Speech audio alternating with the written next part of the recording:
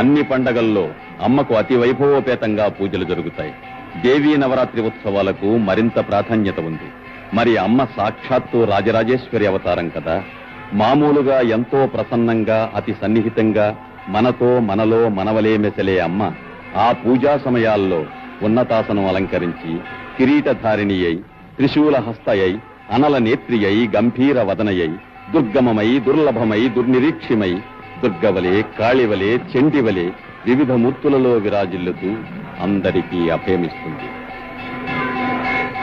అయి బుధ నందిని భూసుర నందిని నందన నందిని నందినుతే సకల వికార విదూర మధుర ముదార తపో మహతాం మహతాం తవ చరణం శరణం కరవాణి వాణి సుమాంచిత వేణి ముదా హర హర హైమవతి జనయేత్రి సమస్త సవిత్రి మమాఘభరం హర హర హైమవతి జనయేత్రి సమస్త సవిత్రి మమాఘభరం